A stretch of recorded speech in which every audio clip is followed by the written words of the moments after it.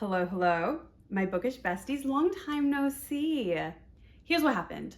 I went on vacation and I had every intention of editing my videos that I had recorded before my vacation.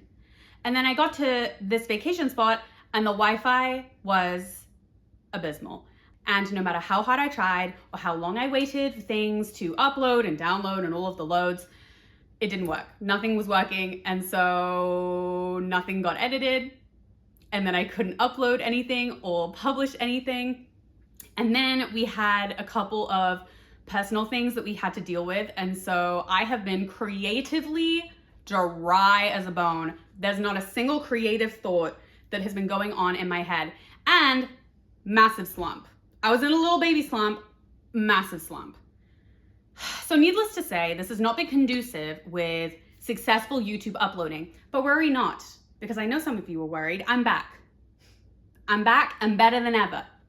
So that means that this video is going to be a little bit shorter and very delayed because this is my June recap video. Is it the middle of July? Yes, we're not going to talk about it, okay?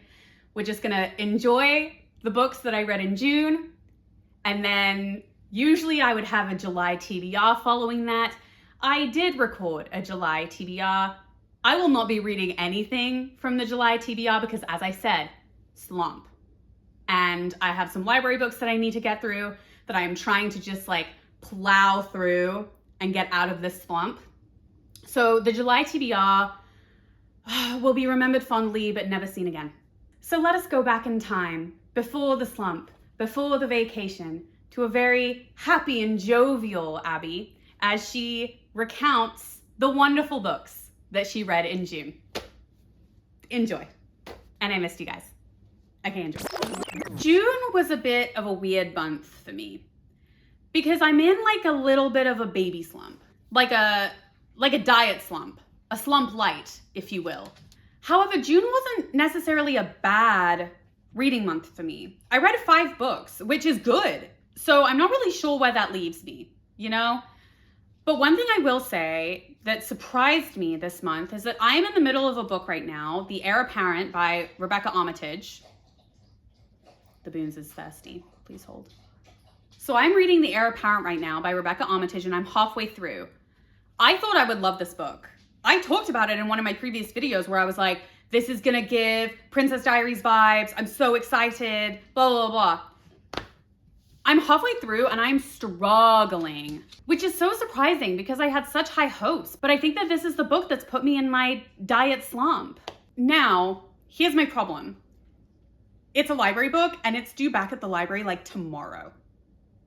And obviously I'm not gonna get it finished. And I really don't want this book to be overdue because so many people are waiting for it. I waited like 6 months for this book from the library. And so now I don't really know what to do because I feel like a criminal every time that I have an overdue library book. So I think what I'm gonna have to do is I'm gonna have to soft DNF it. I will read this book at some point, but I think I need to be in a slightly different state of mind in order to read it. And I'm just like not in the mood for it right now. I just want like a cozy romance. I have Seeking Persephone on my Kindle right now and I need that. I think that's the book that's gonna get me out of this little baby slump that I'm in. So I'm gonna return The Heir Apparent and get it back at a later date, which is such a bummer, but it's okay. But you know what? We're not gonna dwell on the negative, not in this video. So let's talk about the 5 books that I did read in the month of June. In the month of June, we read 3 different genres, and one of them was surprising. I read 1 historical fiction, 2 mysteries, and not 1, but 2 sci-fi. Who is she? I'm a new woman. And I don't want to brag, but I do want to brag. I finished every book on my June TBR. Hold the applause. Please, please, please. Thank you. Thank you. Thank you. I know I'm a big deal. Do I feel an unnecessary amount of self-righteousness for completing a very unimportant task? Yeah. Should I talk about that with someone? Probably. Am I going to? No. So the first book that I read in the month of June was Don't Try to Find Me by Holly Brown.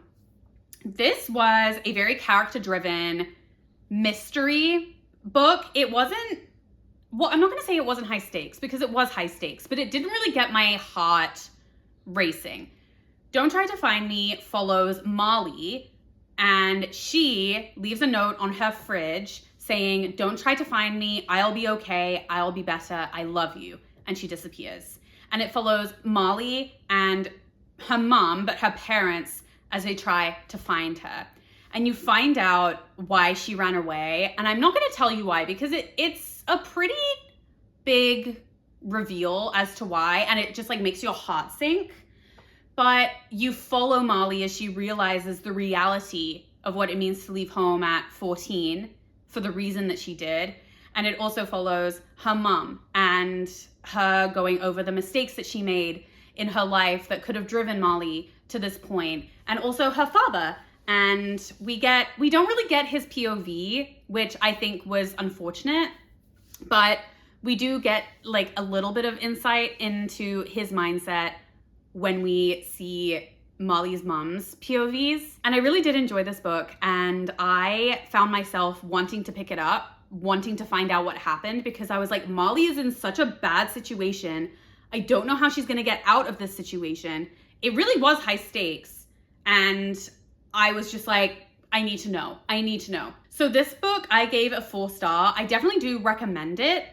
I wouldn't say it's the best book I've ever read, but it really helped that the author was a licensed family and youth therapist, I think.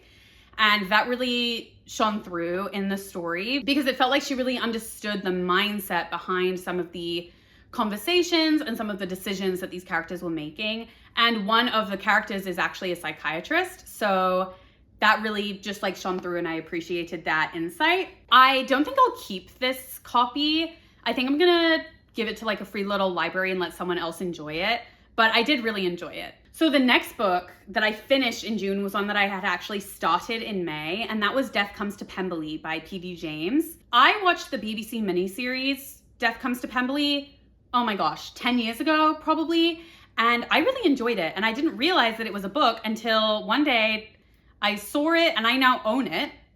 So this was actually on my TBR, like my physical TBR. It just wasn't one that I chose for June. And I was just like, it's available on Libby as an audiobook.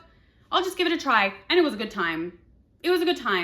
I think this is one of the times where I did enjoy the miniseries more than I enjoyed the book, which is wild. I know what people, am I even allowed to say that? Is that legal on the booktube community? So Death Comes to Pemberley picks up 6 years after where Pride and Prejudice left off. So Elizabeth and Darcy are married at Pemberley. They have 2 children, and they are living their best, most idyllic, most romantic, lovable life. But then one night on the eve of Lady Anne's ball, a coach comes careening down the lane with Lydia Wickham, Elizabeth's sister, inside screaming that her husband, Wickham, has been murdered. And I'm not gonna say anything else, because I do think if you want to read this, it's best to go in blind. But you just follow the Darcys as they navigate this really difficult situation, and you find out more about some of our most beloved characters, but also characters that we haven't met before that weren't in Pride and Prejudice. It also gives a really interesting insight into the justice system of that time period, which I found fascinating.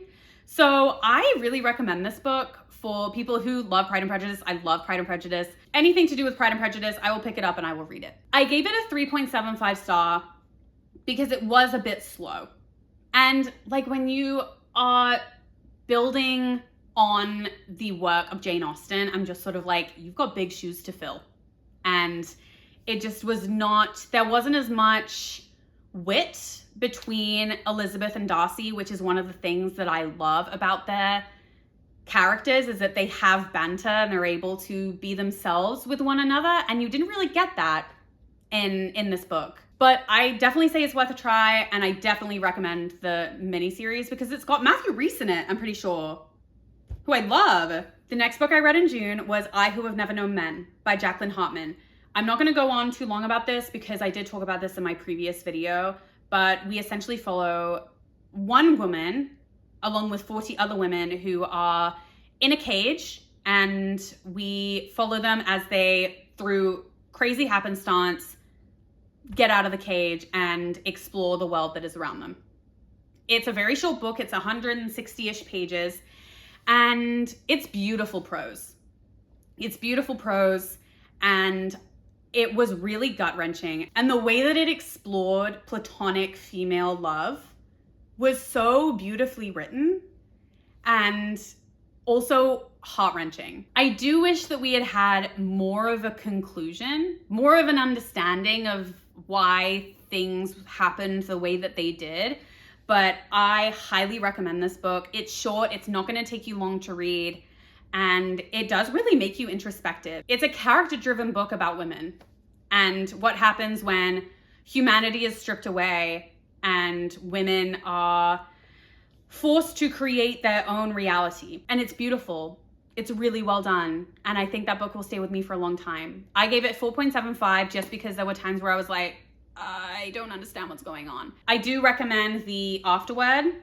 The one that I read was by Sophia McIntosh, I think. That really helped me just sort of digest a little bit what I had just read. But I highly recommend it. The next book that I read in the month of June was Meet Me in Bombay by Jenny Ashcroft. This book emotionally destroyed me. I was not okay. In fact, it made me cry on the internet. Never thought I'd see the day, but here we are. This book follows Maddie and Luke, who meet and fall in love in Bombay right before the start of World War I. World War I breaks out and they are torn apart by the war, and we essentially just spend the book watching them live their lives and try to find their way back to one another. And it is absolutely heart-wrenching.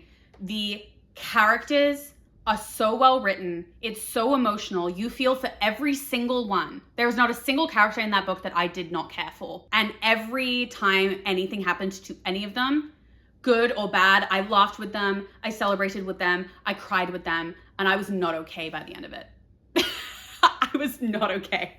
I needed to actually take a break and breathe because I was not okay. I'm not gonna say anything else about this book because I think that it's really best to go in blind and just let the story take you wherever it wants to go because it was so good. It was so good. I'm fine. I'm not fine, but I'm fine. Overall, I gave this book 4.5 stars, and I recommend it to anyone who loves a historical fiction that will make them cry. That's my recommendation to you. Do with it what you will. Now, the final book that I read in the month of June was a surprise for me, 1984 by George Orwell. Who saw that coming? Not me. I was just looking for another audiobook because I like to have one on the go always. Like if I'm reading a physical book, I like to have something that I can pop in my ear when I don't have time to just sit and read. So I was like, amazing, 1984 is available. I've never read it. And it's a classic. And it's got to be a classic for a reason. So I thought I would give it a go. And what I encountered was a deeply troubling, slightly sexist, but poignant book. It was incredibly well written, but when I finished it, I wasn't expecting for there to be parts of it that I found so deeply disturbing and grotesque. But I finished this in 3 or 4 days. So I was super surprised by how invested I was in the characters. Oh, the AC just came on. Is that gonna be too loud? It's fine because it's hot in here. I can 100% see why this book is a classic, and I would recommend people read them because it's, especially for the time, it must have been so shocking to read because obviously I think this came out in the 40s, but it came out before 1984, and it was just so shocking. Even to me, living in 2026, it was just the way that he wrote about autocratic rule and the idea of controlling people's thoughts was crazy and disturbing. So I highly recommend it because there's a lot of overlap with Stalin's Russia and fascism. So you're able to really glean a lot from it. And I also highly recommend the YouTube podcast by Goalhanger called The Book Club. And once I finished the book, I just needed to digest it a little bit. So I listened to their episode on George Orwell's 1984, and it really, really helps just open up the world because they gave context about George Orwell as a writer himself and also about the book and the things that inspired it. So I highly recommend, especially if you're reading classics and you want to get more into classics, but you're like, I don't necessarily have a very like literary or scholarly brain. There are people out there who will do that for you, who will give you like different things to think about. So highly recommend the book club. So I gave this a 4-star, and that's just because some of it was like so sexist. The only female main character was so two-dimensional. Oh my gosh, I was like, really? Like, we couldn't do any better than that? And just the main character was so sexist the whole way through. Like, there was no redeeming. I just couldn't handle it. I was so grumpy about it. But it's a classic for a reason, and it does sort of inform like our own modern vernacular, like Big Brother. We use that a lot, and that comes from George Orwell in this book 1984. So in some ways you could say that George Orwell is the father of Love Island. Do with that information what you will. So those are all of the books that I read in June. I am pretty proud of the books that I read and the variety that I had, but I am looking forward to July to see what more I have in store, and I'm hoping to maybe read a couple different genres. I just want to say thank you so much for being here. Building this community a little bit at a time has been such a wonderful experience, and I am loving it so much. And if you've made it all the way to the end of this video, thank you so much for being so supportive of this. And I really want this to be a kind and loving and exciting and joyful bookish community here in our tiny little corner of the internet. So wherever you are and whatever you're doing, I hope your book is good, and I hope you have unhinged opinions about it. And I will see you next week. Bye.